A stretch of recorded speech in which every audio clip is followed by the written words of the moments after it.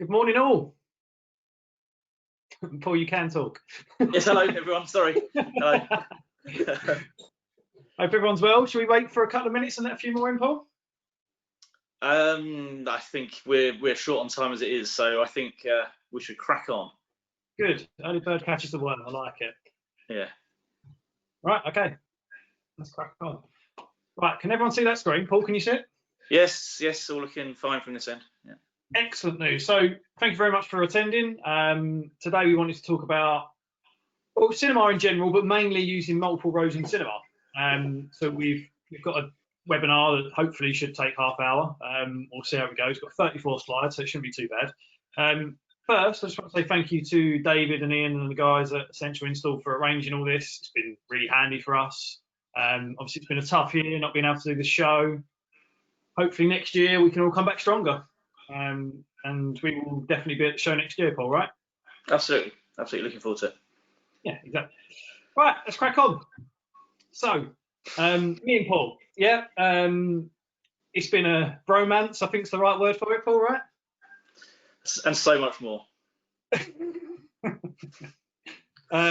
And just to give you a bit of background on me and Paul, between us, I mean, we've both worked in hi-fi, we've both worked in custom install, and we both specialise in cinema. So it's been a great combination, and yeah, we've got enough years' experience. Paul, how long have you been doing this for?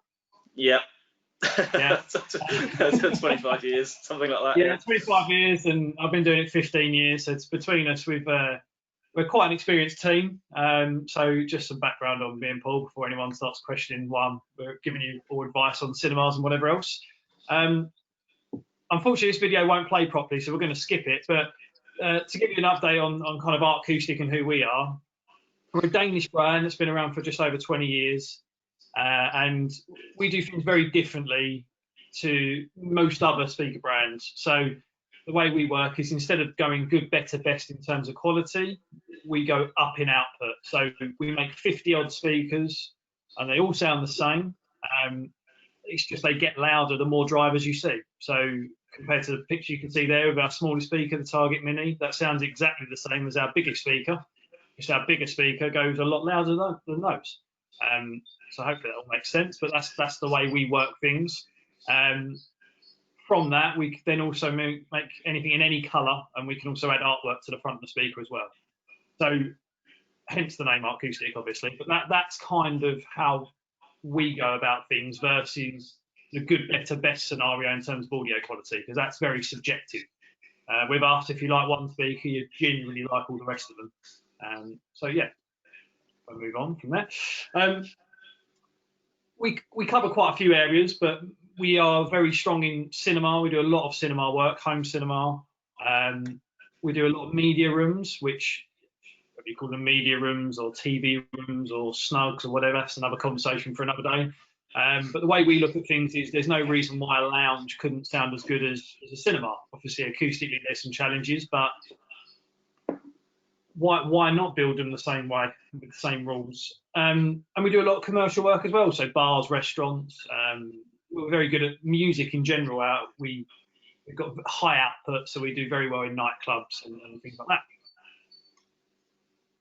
If you were with us for lockdown version 1, which was a brilliant lockdown, we came up with the 4 golden rules, and those golden rules were to help you guys have kind of like a foundation for cinema. One thing that you need to know about me and Paul is we kind of specialise in cinema. It's one of our strongest areas. We've got speakers that have high output that you need for cinema, and we sit and we design a lot of them every day. I think on average we're doing 2 a day at the moment. So what we came up with was four basic rules to give you the good foundations for a good cinema. 2 for video, which is the right side screen. You worked out from doing a 45-degree viewing angle. For that, I would use, well, we have an overlay, which you'll see later on, but there are websites that you can use to work that out. So Cinema Tools has a great viewing angle calculator on there. And the reason it's 45 degrees is that is basically your peripheral vision. That is one of the widest degrees of angle you can actually see without moving your eyes too much. So that's why it's 45 degrees. once you put your screen size, you then obviously need to make sure you've got a projector that's bright enough that can fill that screen. So you look at the light output from the projector you're looking at versus the surface area of the screen. That gives you a foot lambert reading. There's a website there for you to work that out without having to use that calculation. But you're aiming for 20 to 35 foot lamberts. That's to give you a nice, bright, punchy image that's not bright enough that it turns blacks into greys, and it's not dark enough so there is enough definition in the blacks. When you move over to the audio side of things, it's a bit trickier. We're looking for 105 decibels minimum, realistically, at the seating positions. And that's not about being loud and playing at 105 all the time. That is to make sure that we can do anything from a whisper to a gunshot without changing the volume. So we leave ourselves enough headroom in everything we do. And as I put in the slide there, it is basically HDR but for audio. There's no reason why, you look at HDR's discussed loads in video. The same for audio. We need enough definition and a high dynamic range in a speaker so that it can do anything from a quiet whisper up to a loud gunshot. So 105 dB is that magic number. If we can hit that, we can basically cover everything in a film.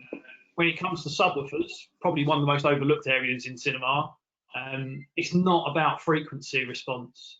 Well, it is to an extent, but it's not. You don't need to major on going below 20 hertz or anything like that. Actually, the magic number to get subwoofers right is making sure they've got 115 dB or 10 dB louder than the speaker at the listening positions.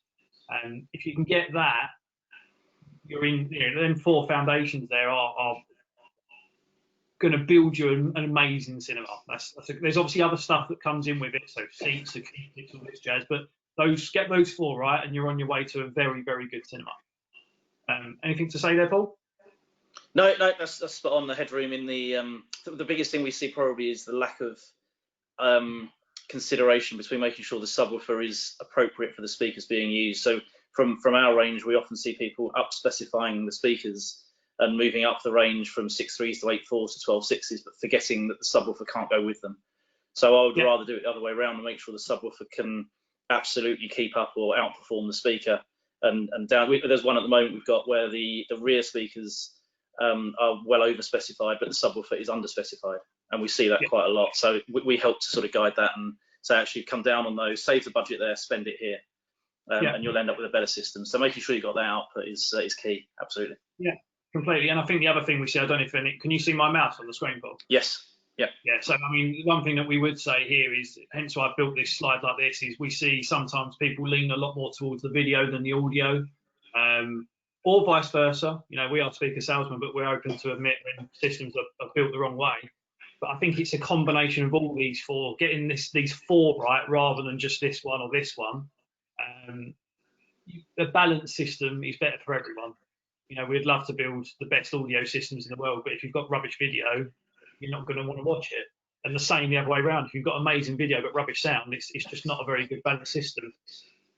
So it's building balanced systems, and that's what we do. We're just a speaker manufacturer, but we help you in every single area here, and we do it without any bias apart from the speakers.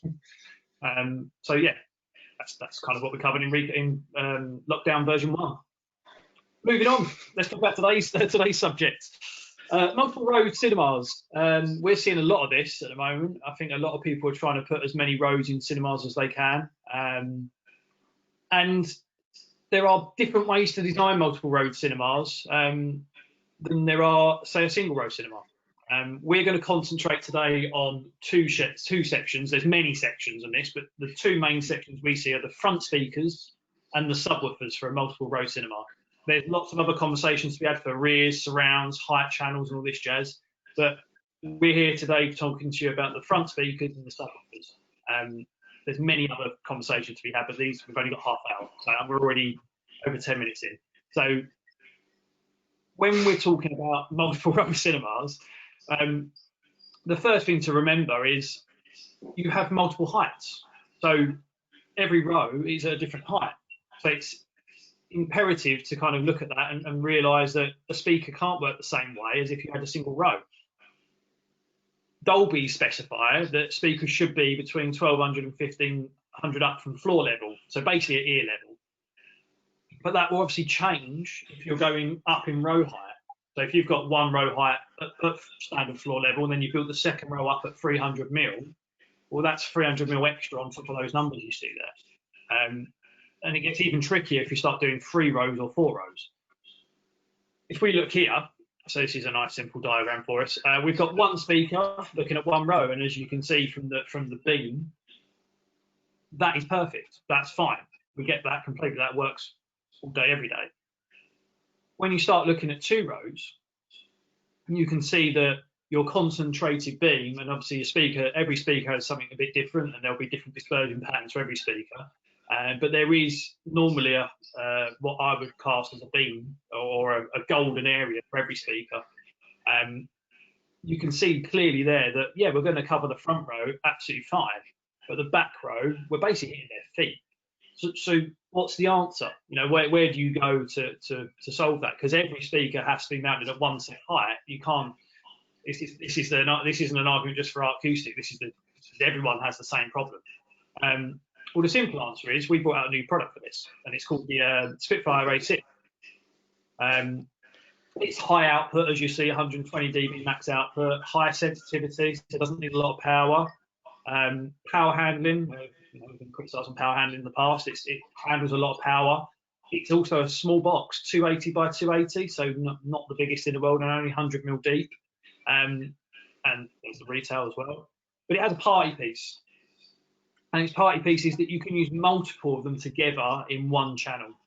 So we can use up to 3 of them in one channel using 1 amp channel.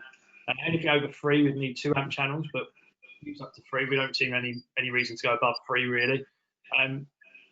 Which gives us more output, higher sensitivity, more dispersion, but also a beam that can be focused. So every speaker in this channel can be angled left, right, up and down. And we can start covering more seats. And what we're trying to look at is, you know, if someone's spending good money on a multiple road cinema, we want to make sure there's no cheap seats, as we would call it. We want to give the best performance for everyone. And here's an example. So we're back to the 2 rows. This is what it looks like with one speaker in there, one A6. Add 2 A6s as shown, and we can start doing this. We can cover both rows because we can angle this speaker for this row, this speaker for this row. They're both given the same information.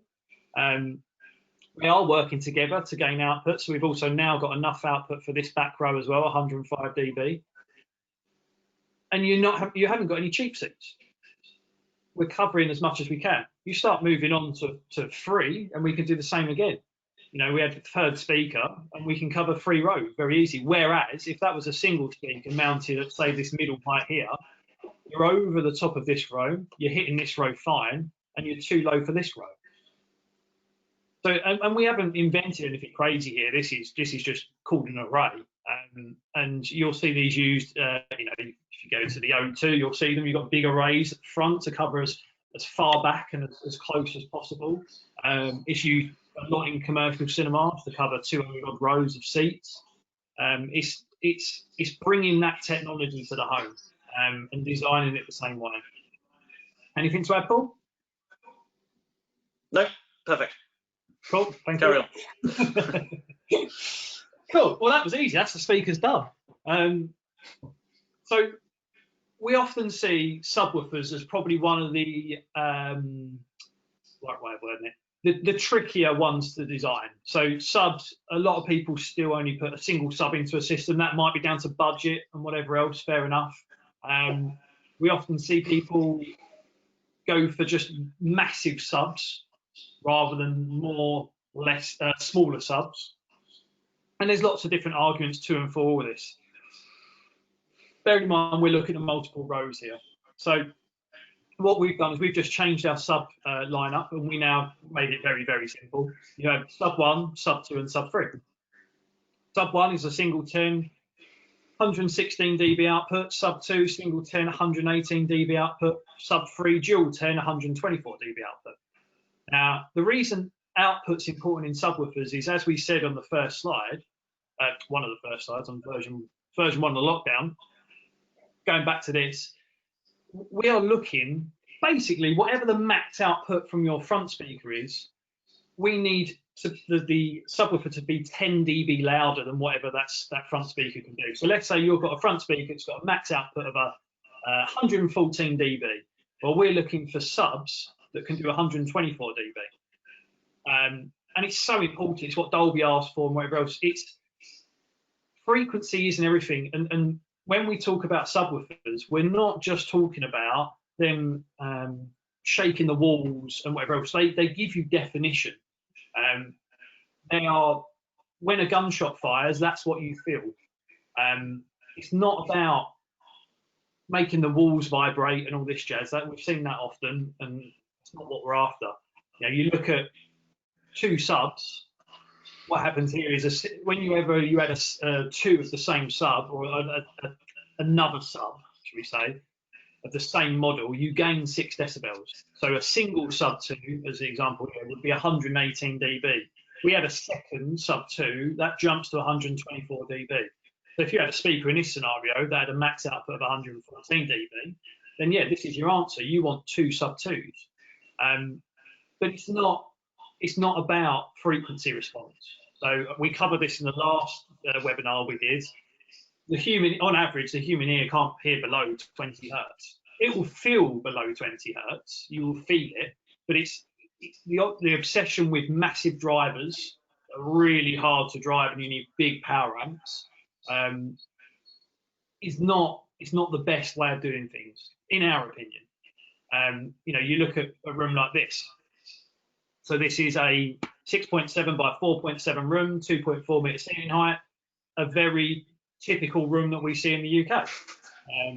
It is what we see, 9 times out of 10, Paul, that kind of dimension? Yeah, we see a lot this size, and it's always how many seats can we get into it at this sort of size room. So 6 by 4, 7 by 5s, that kind of thing. So yeah. Yeah. I mean, the biggest you're probably going to see on average is 8 by 6, right? That's normally the biggest we see. But the most of the time it's 6 by 4 meters, and it's always, I want 2 rows of seats. That's always what we get, and that's fair enough because they can fit 2 rows of seats in a room that size. If we start looking at how we do subwoofers in here, so this is a system called some software called Room EQ Wizard. We love it. We've been big fans of this for years, and we use it on every system that we design. What it does is it lets us put in the dimensions of the room. Let me see if I can get my mouse up. So we put the dimensions in up here, and it lets us place as many subs in the room as possible, as we want, basically, and we can move that sub wherever. So what we've done here is this is behind the front screen. This is a single sub behind the front screen, and this graph here shows us what the frequency is going to do in that room in terms of volume. So what we've got here is there's 20 hertz, and that's 80 hertz there. And realistically, the fun base, as I would call it, is, do you agree, Paul, between 60 and 40 hertz?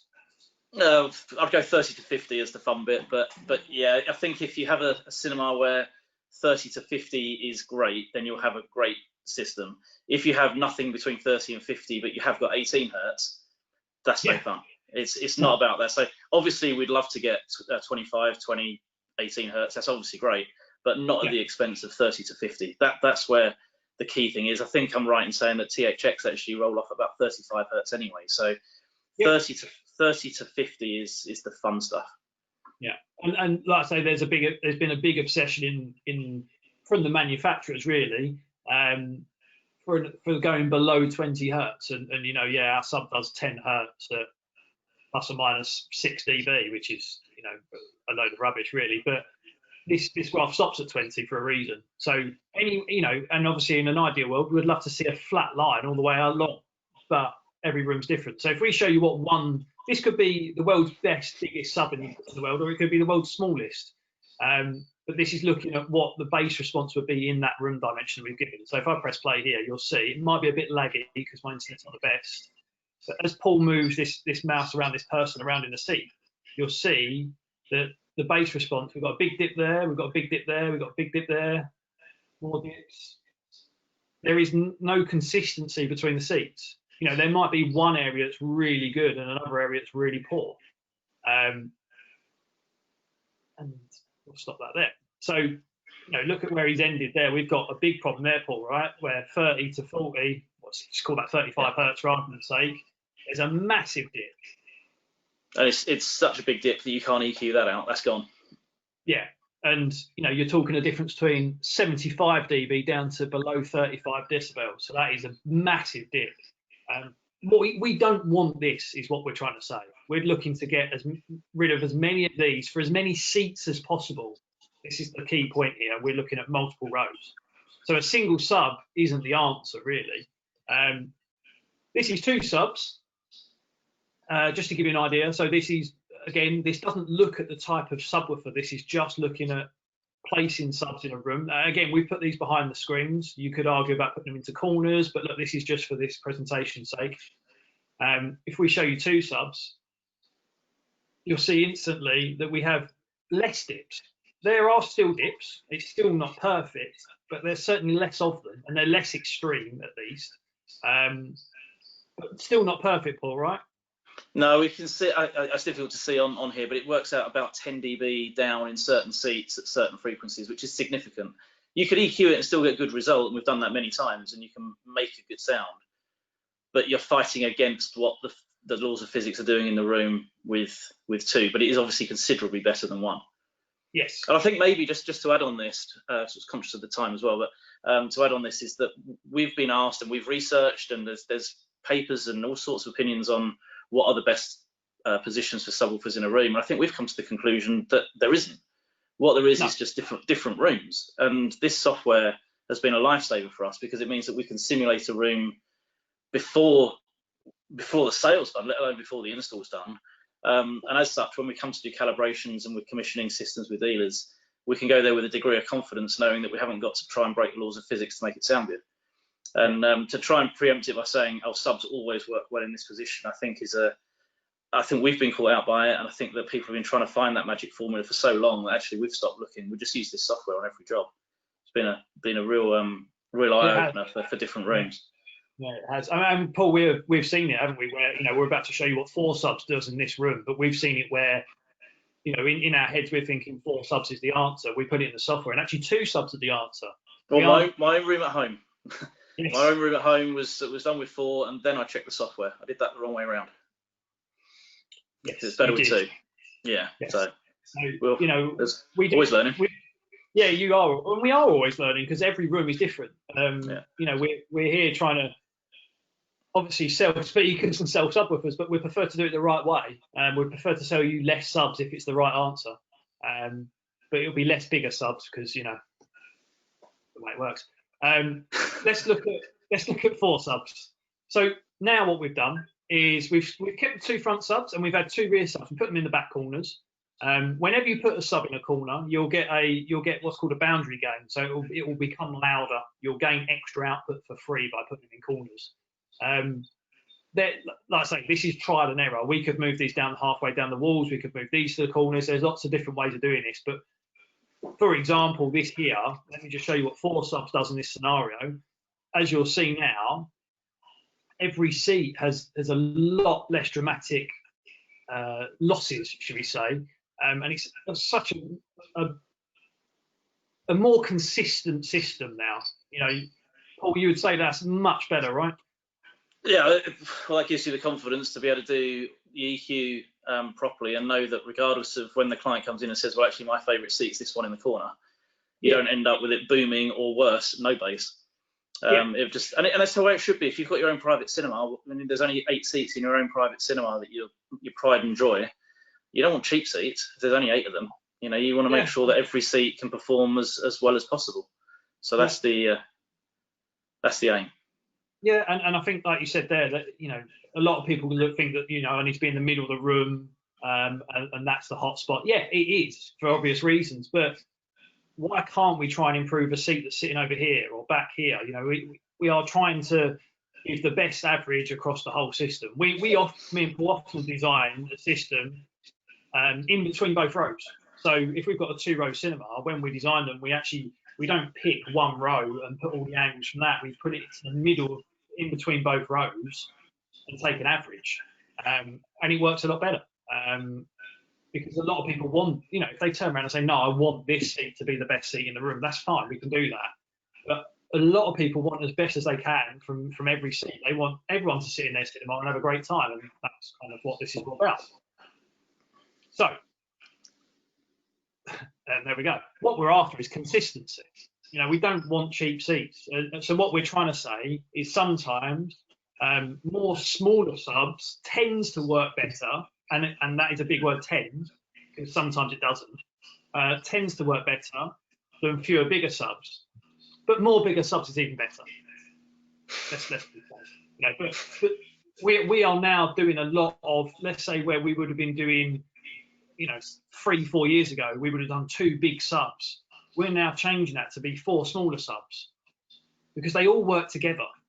That's the big point. Just because they got smaller drivers, they're all working together. So that's kind of the key point. Like I've put here, we have only got 30 minutes here. There is probably about 2 hours worth of chatting we could do on this, and this is just for the front speakers and the subwoofers. So let alone what we'd have to do for the side speakers and the heights and the acoustics and whatever else. Well, when we just to interject, but when we go through this at the showroom, you know, obviously there's demonstrations and there's a chat about in more detail and more specifics, and that's often 2 to 3 to 4 hours. So yeah. And if you look at the next couple of slides, these are all cinemas that have happened recently with us, and these have all gone through a lot of design work and a lot of planning and whatever else. And you can see they're all tricky. Now that image there gives you a great idea of different row heights. Sometimes it's only 200 mil differences, or sometimes like this one, it's about 600 mil, I think, off the top of my head. That's a massive difference. And without the A6 speaker, we couldn't have done that cinema anywhere near to the standard it is now.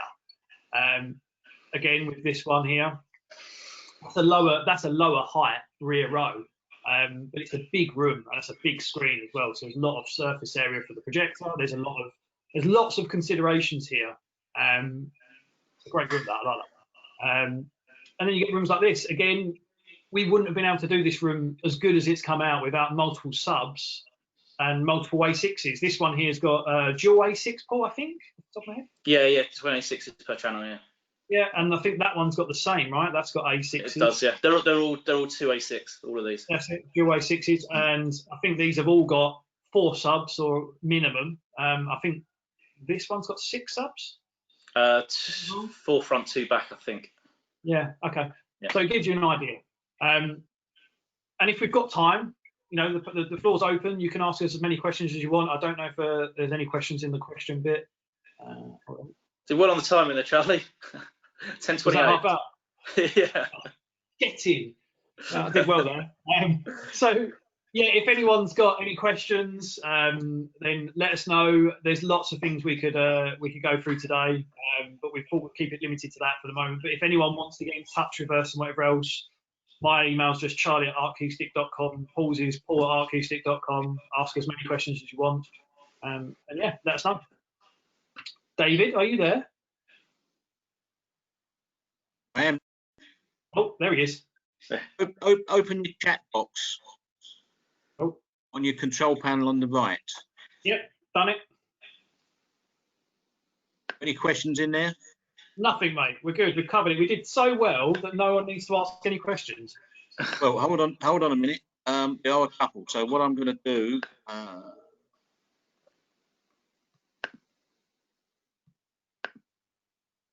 going to go down. Sorry about this, chaps. All right.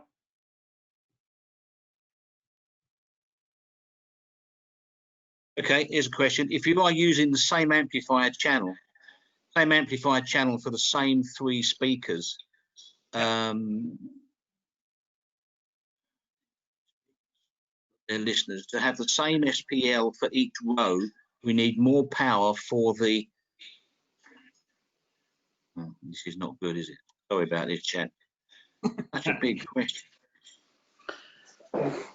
You can always email it to us, but I think I kind of get where it's going. I'll tell you what, chaps, I would go, but I'll email all these questions to you so that you can answer them straight after the session. Sure, yeah, that makes sense. Leave it to you guys. Are you off now? Yes. Well, if everyone else is ready for us to leave, then we're ready to go. Presentation Artcoustic. Have a great day. Thanks, guys. Thank you, everyone. See you later. Bye.